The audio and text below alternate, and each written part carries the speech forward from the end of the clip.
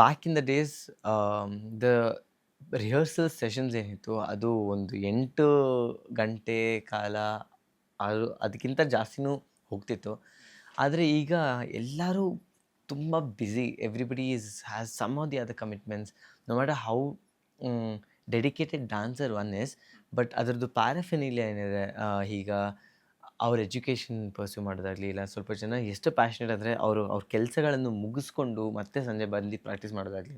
So ಆ ಥರ ಕಾರಣಗಳಿಂದ ಆ ಆರ್ಸ್ ಏನಿದೆ ಅದು ಇನ್ನೂ ಸ್ವಲ್ಪ ಶಾರ್ಟಾಗಿ divided through the days. Okay. So ಹಾಗೆ ಮಾಡ್ತೀವಿ.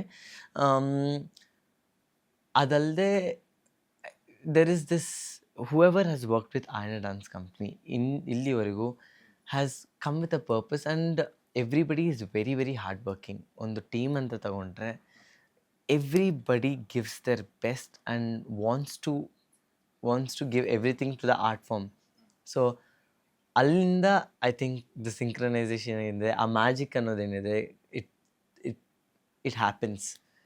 ಯಾಕಂದರೆ ಎಲ್ಲ ಪರಿಶ್ರಮ ಇಲ್ದಿರ ಅದು ಸಾಧ್ಯನೇ ಇಲ್ಲ. ಯಾಕಂದರೆ ಒಬ್ಬರ ಸಿಂಕ್ ಸ್ವಲ್ಪ ಹಿಂಗೆ ಆಚೆ ಆದರೆ ನಿಮ್ಮ ಇಡೀ ತಂಡದ ಪರಿಶ್ರಮ ವ್ಯರ್ಥ ಆಗಿಬಿಡುತ್ತಲ್ವಾ ಅಂತ.